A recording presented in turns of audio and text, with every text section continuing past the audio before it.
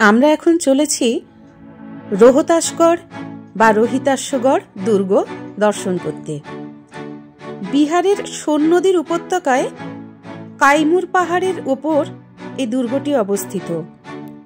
এই মুহূর্তে একে দুর্গ না বলে দুর্গের ধ্বংসাবশেষ বলাই ভালো।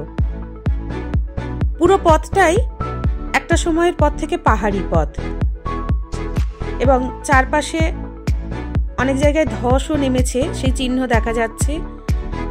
বর্তমানে এই রাস্তাটা নতুন করে নির্মাণ করা হচ্ছে, তবে দুর্গ পর্যন্ত সম্ভবত নির্মাণ করা হবে না, কারণ সেই পথটা একটু অন্যরকম, দুর্গম।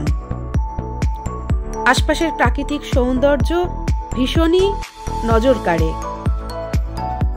পাহাড়ের দেওয়াল, গাছপালা, কোথাও প্রায় সমতল উপত্যকার মতো অংশ, আবার কোথাও পাহাড়ি পথ, এবং পুরো পথটাতে ভীষণ রকম নির্মীয়মান রাস্তার জন্য ধুলোর উপদ্রব। এবং এক একটা জায়গায় রাস্তা এমনই, এমনিতে ঠিক ভয়ঙ্কর বলা যায় না, তবে দুর্গের পাথরের টুকরো পুরো অঞ্চলটা জুড়ে ছড়িয়ে ছিটিয়ে থাকার জন্য পথে ছোট কার জাতীয় গাড়ি নিয়ে যাওয়াটা খুব সমস্যাজনক। লাল মাটির বুক চিরে আমরা এগিয়ে চলেছি জঙ্গলের পথ ধরে, এবং আমরা এসে পৌঁছলাম দুর্গের অন্যতম প্রধান ফটক লাল দরওয়াজায়। এই লাল দরওয়াজা পার হতে আমাদের এক কাণ্ড হয়েছিল, জানেন তো? কারণ রাস্তাটি এমনই, এত পাথর, সেই পাথরের মধ্যে মাঝে মাঝেই গাড়ির নিচের অংশটা বেঁধে যাচ্ছিল এবং খুব অসুবিধাজনকভাবে বারবার গাড়ি থেকে নেমে রাস্তা দেখে কোথাও গর্ত পাথর দিয়ে বুঝিয়ে এই পথটা আমরা পার করেছিলাম। চারিদিকে আমাদের চোখের সামনে জরাজীর্ণ ইতিহাস, এবং কোথাও কোথাও এমনই উঁচু মাটির ঢিবি যে দেখে মনে হয় সেই ঢিবির নিচেও অবধারিতভাবে দুর্গের ধ্বংসাবশেষ রয়েছে। কিন্তু সেই সব ইতিহাসকে পুনরুদ্ধার করার মতো সেই সময়, পরিসর কোনো কিছুই হয়তো আমাদের কাছে নেই। আমরা সেখানে একরকমের অসহায়। লাল দরওয়াজা পার হয়েও আমাদের প্রায় 15-16 কিলোমিটার পথ যেতে হবে দুর্গের একেবারে ধ্বংসস্তূপের কাছে পৌঁছাতে। আমরা চলে এসেছি এখন দুর্গের ফটক পার হয়ে যেটুকু অবশিষ্ট অংশ রয়েছে সেখানে, এবং ছুটির দিন হওয়ার দরুন দেখলাম বাইরে একটি দল পিকনিক করছে। এখানে খাওয়া দাওয়ার কোনো আয়োজন নেই, তাই আমরা রাইস কুকারে একটু ভাত করে এনেছিলাম, এবং আমরা সেই গোবিন্দভোগ চালের ভাত, আলু সেদ্ধ, ঘি দিয়ে, ডিমের অমলেট দিয়ে সুন্দরভাবে দুর্গের চাতালে বসে একটু খাওয়া দাওয়া করে, এটা হচ্ছে হাতি দরওয়াজা। দেখছেন হাতির অলঙ্করণ রয়েছে, এবং হাতি দরওয়াজা পার হয়ে আমরা দুর্গের অভ্যন্তরে প্রবেশ করলাম। রোহতাসগড় নামটি এসেছে সম্ভবত সূর্যবংশীয় রাজা হরিশ্চন্দ্রের পুত্র রোহিতাস্যের নাম থেকে। যদিও রোহিতাস্য সম্পর্কে কোনো প্রামাণ্য তথ্য বা ধ্বংসাবশেষ এখনো পর্যন্ত পাওয়া যায়নি, তবে হরিশ পুরাণ অনুযায়ী সত্যবাদী রাজা হরিশ্চন্দ্র এই দুর্গটি নাকি তার পুত্র রোহিতাস্যের জন্য নির্মাণ করিয়েছিলেন। 42 বর্গ কিলোমিটার ব্যাপী বিস্তীর্ণ এই অঞ্চলে দুর্গের খুব সামান্য অবশিষ্টাংশই এখন লক্ষ্য করা যায়। আমরা দেখলাম লাল দরওয়াজা পার হওয়ার পর থেকে পুরো অঞ্চলটাতেই দুর্গের পাথর ছড়িয়ে ছিটিয়ে রয়েছে। কোথাও কোথাও সেই দুর্গের পাথর দিয়ে কারুর বাড়ির বা জমির সীমানা প্রাচীরও তৈরি হয়ে গেছে, এবং ইতিমধ্যে এই বিস্তীর্ণ অঞ্চলের মধ্যে কয়েকটি গ্রামও তৈরি হয়ে গেছে। এখানে ওখানে যে বিস্তীর্ণ উঁচু ঢিবি আমরা দেখতে দেখতে এলাম, তার নিচেই হয়তো দুর্গের কত ইতিহাসের অধ্যায় লুকিয়ে রয়েছে। সর্বপ্রাচীন প্রামাণ্য তথ্য হল মহাসামন্ত শশাঙ্কের একটি শিলালিপি। এই দুর্গ বহুবার কখনো জনজাতি, কখনো হিন্দু রাজবংশ, কখনো সুরি সাম্রাজ্য, আবার কখনো মুঘল সাম্রাজ্যের কাছে হাত বদল হয়ে দখলীকৃত হয়েছিল। আমাদের প্রথমেই হরিশ্চন্দ্রের পুত্র রোহিতাস্যের সঙ্গে এই দুর্গের সংযোগের কথা শুনে মনে বেশ রোমাঞ্চ জেগেছিল। দুর্গের মধ্যে বিভিন্ন শাসকদের সংস্কারের ছাপও দেখা যায়।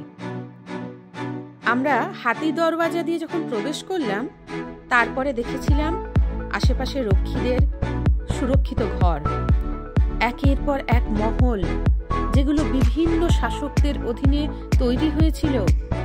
চারিদিক বিস্তীর্ণ নির্জল অঞ্চল এবং তার মধ্যে কোনো রকমে মাথা উঁচু করে দাঁড়িয়ে থাকা প্রাচীন এই দুর্গের ধ্বংসাবশেষ।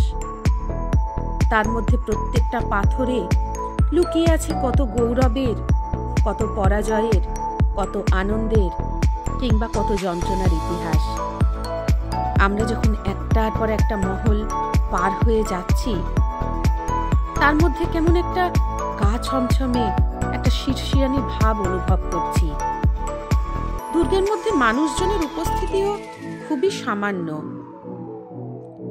এখন যদিও বড়দিনের ছুটি চলছে, তার জন্য কিছু মানুষজন আমরা পেয়েছি, নচেত অন্য সময় দুর্গটি হয়তো একেবারেই পাণ্ডব বর্জিত হয়ে থাকে। তখন হয়তো কোনো ঘরের কোণায়, কোনো পাথরের দেওয়ালে কিংবা কোনো অলিন্দে কত হাহাকার না ভেসে বেড়ায়।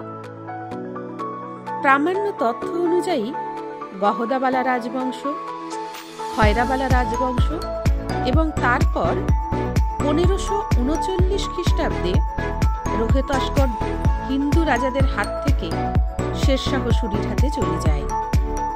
শেরশাহ সূরি রোহতাস্কর দুর্গে হিন্দু রাজার কাছে আশ্রয় প্রার্থী হয়েছিলেন এবং তৎকালীন সেই হিন্দু রাজার সঙ্গে এক প্রকার বিশ্বাসঘাতকতা করে এই দুর্গের দখল নেন এবং পরবর্তীকালে আকবরের সেনাপতি রাজা মান সিংহ এই দুর্গের দখল নেন এবং তিনি পুনর্নির্মাণ করেন।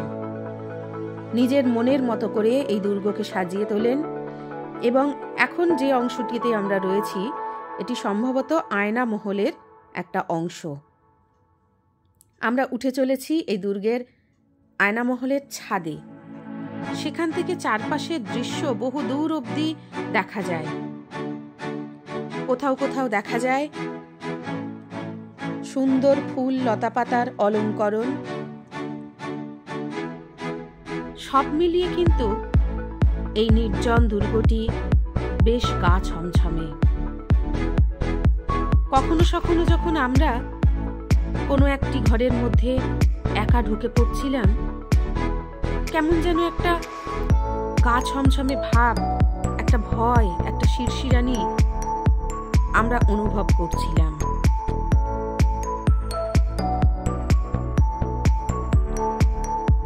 এই পোর্শনটাকে দেখে মনে হলো এটি রানীদের হয়তো স্নানের জায়গা ছিল, কারণ আর কোথাও জল বেরোনোর কোনো জায়গা আমরা দেখিনি। এখানে একটা জল নালা দেখেছিলাম আমরা। পাথরের সুন্দর অলঙ্করণ আমাদের বিস্মিত করেছিল।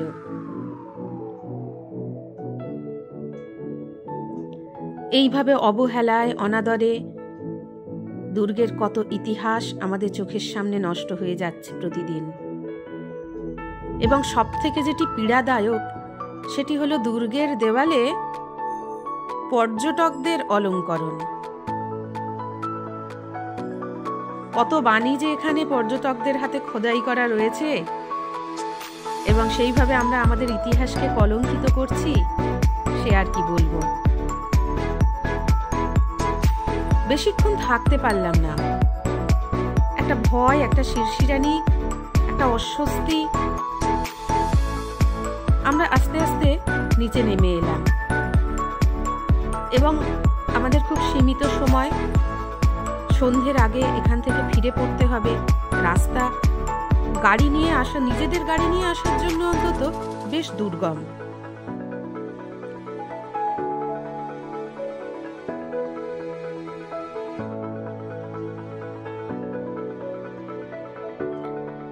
মাথায় রয়েছে গম্বুজ এবং মিনার কাজ এখনো কিছু কিছু অংশে রয়ে গেছে।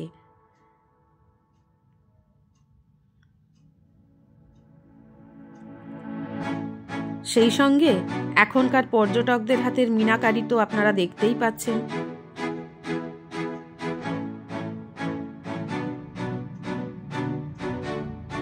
তবে আপনারা যদি কেউ এই রোহতাসগড় দুর্গে আসতে চান, এখানে কিন্তু কোনো পাবলিক ট্রান্সপোর্ট নেই। আসতে হলে হয় গাড়ি ভাড়া করে অথবা নিজেদের গাড়িতে আসতে হবে।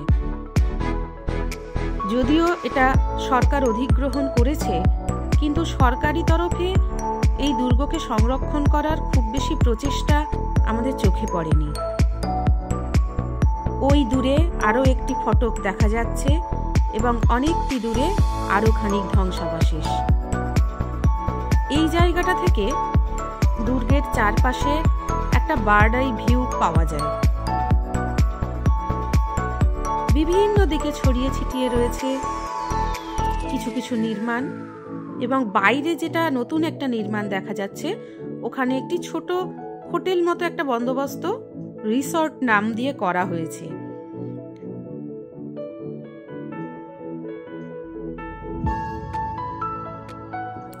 আমরা একের পর এক মহল পার হয়ে আবার অন্য আরেকটি মহলে এসে উপস্থিত হচ্ছি,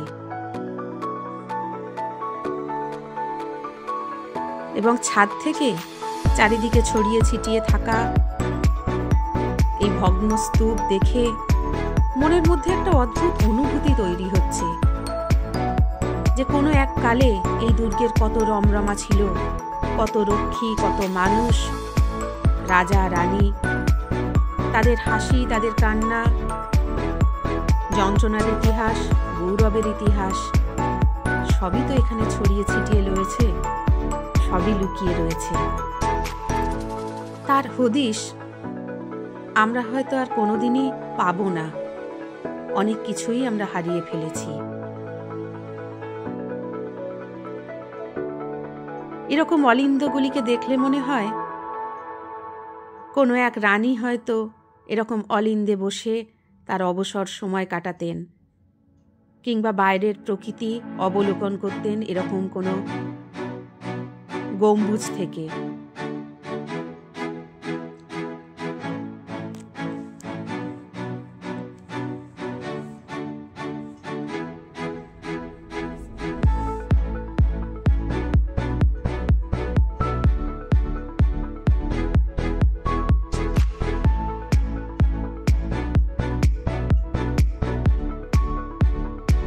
মূল পথ দিয়ে প্রবেশ করে মাঝে মাঝে খোলা প্রাঙ্গণও রয়েছে, এবং ইচ্ছে হচ্ছিল যত দূর ধ্বংসাবশেষের চোখ যায় সবটুকু আমরা একবার গিয়ে ঘুরে দেখে নিই। কিন্তু এখান থেকে ফেরার তাগিদও রয়েছে। সন্ধ্যের আগে আমাদের ফিরে যাওয়া দরকার। তাই সবসময় সেটা সম্ভব হয়ে ওঠে না, ইচ্ছে থাকলেও।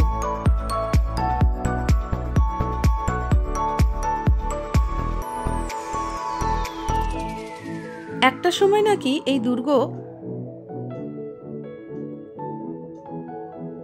আওরঙ্গজেবের আমলে বন্দিশালা হিসেবেও ব্যবহার করা হয়েছে। কত বন্দির চোখের জল, তাদের হাহাকার, তাদের আর্তনাদ, এসবও এই দুর্গ প্রত্যক্ষ করেছে, তার নীরব সাক্ষী হয়ে দাঁড়িয়ে রয়েছে। 1763 খ্রিস্টাব্দে তৎকালীন বাংলার নবাব মীর কাসিম ব্রিটিশদের কাছে হেরে গিয়ে কিন্তু সপরিবারে এখানে চলে এসেছিলেন।